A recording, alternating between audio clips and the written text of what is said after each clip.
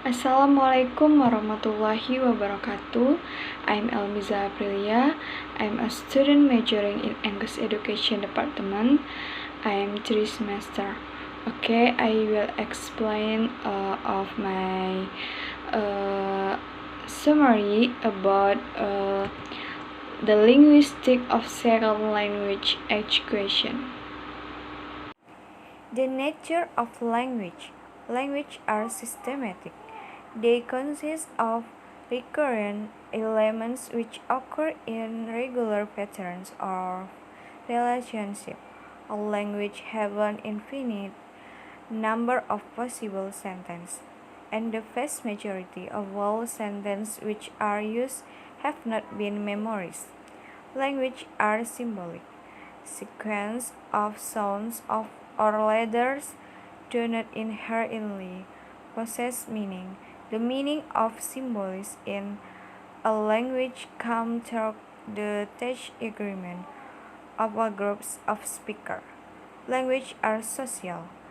Each language reflects the social requirement of the society that uses it, and there is no standard for judging whether one language is more effective for communication than another, other than to estimate the success its user may have in achieving the social tasks that are demanded of them.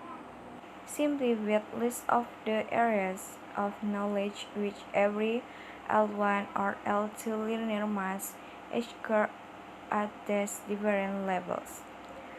Lexion, vocabulary, word meaning, pronunciation, and spelling for writing language. Grammatical category, part of speech, possible occurrence in combination with other words and in idioms. Phonology, sound system. Speech sounds that make a difference in meaning. Phonemes, possible sequence of consonant and vowel syllable structure.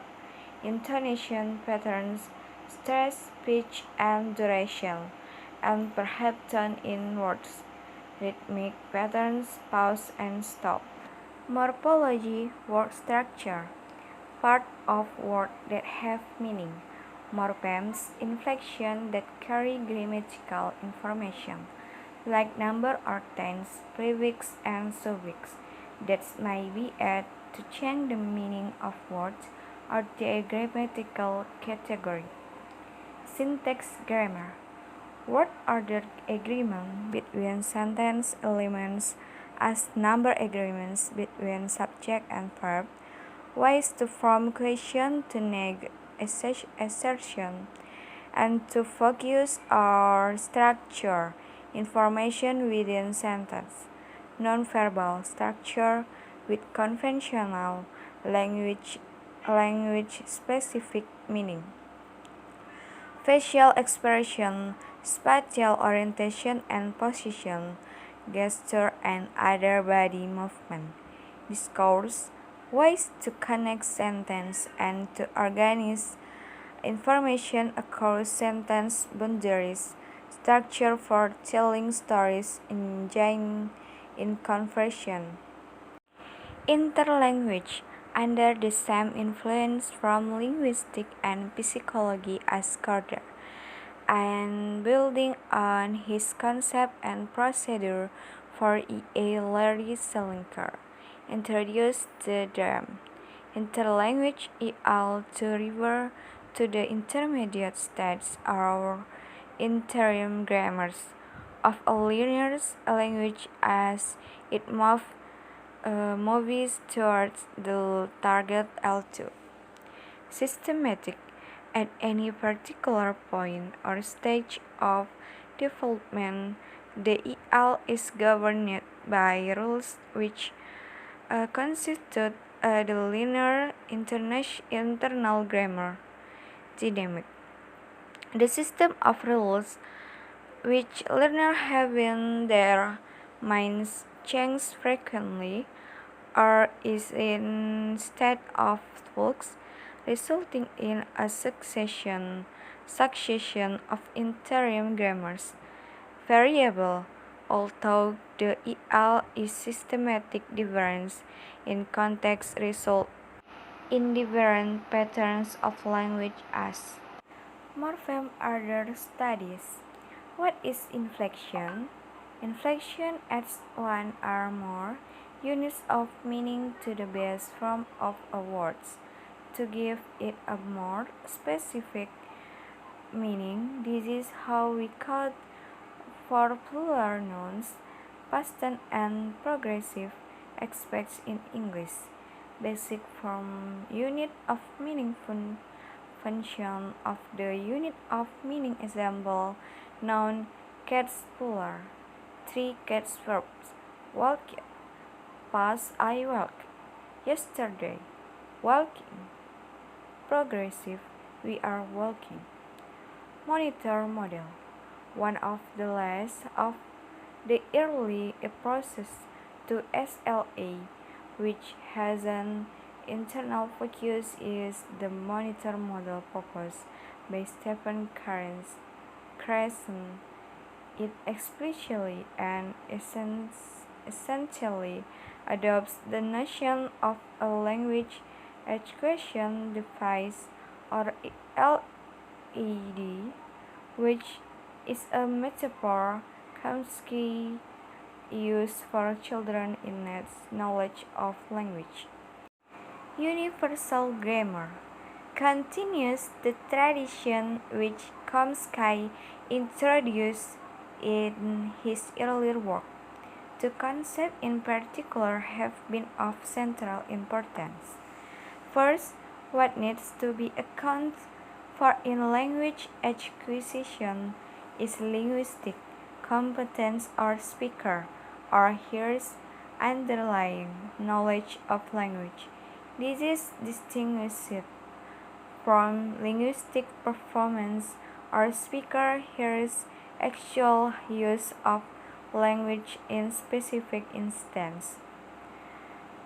Second, such knowledge of language go beyond what could be learning from the input people receive. This is the logical problem of language learning or the property of the stimulus argument. Ability to use a language requires a complex of knowledge and skill that is automatical, available to everyone when they acquire L1 as a child. However, a comparable level is seldom achieved in L2, even if learners expend a great deal of time and effort on the learning text.